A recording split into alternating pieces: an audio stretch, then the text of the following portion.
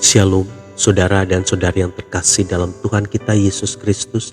Marilah kita luangkan waktu beberapa menit untuk berkencan dengan Tuhan saat ini, agar dari hari ke hari kita semakin dekat dengan Tuhan, sehingga hidup kita semakin diberkati dan menjadi berkat.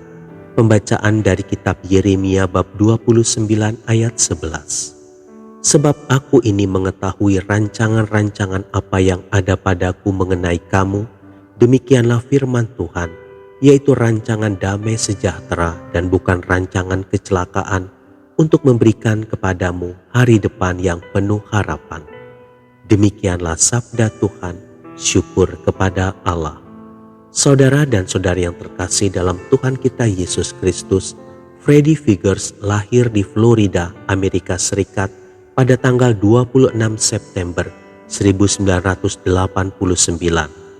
Ia adalah pemilik usaha telekomunikasi senilai 922 miliar rupiah. Ketika bayi, Freddie ditinggal ibunya di tempat sampah. Bayi Freddie lalu diadopsi pasangan Nathan dan Betty Figers. Nathan dan Betty melihat Freddie sebagai anak yang cerdas. Sejak usia 9 tahun, ia sudah bisa membetulkan komputer yang rusak. Pada usia 12 tahun, ia resmi menjadi teknisi komputer.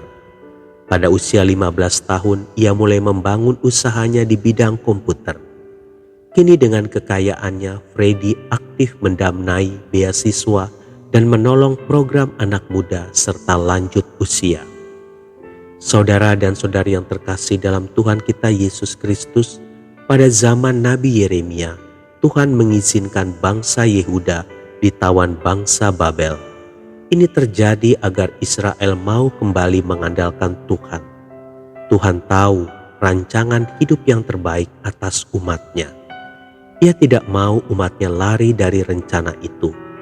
Itu sebabnya ia membiarkan mereka kalah dan dibuang sementara waktu untuk menyadarkan mereka bahwa mereka tidak mungkin bertahan di luar Tuhan.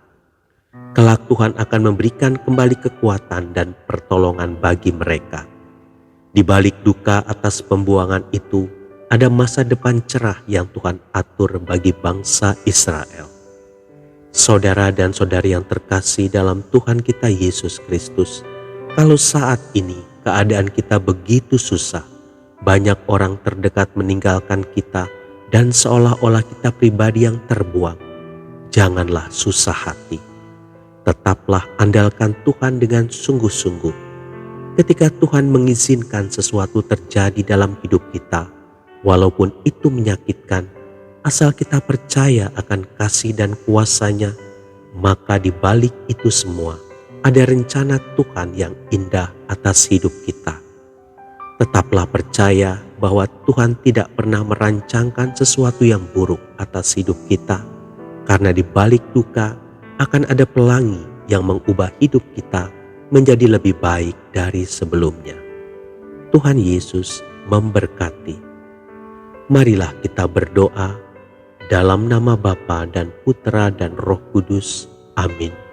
Tuhan Yesus, tolonglah aku untuk hidup menurut rancangan-Mu dan mengandalkan-Mu di setiap waktu. Amin. Dalam nama Bapa dan Putra dan Roh Kudus. Amin.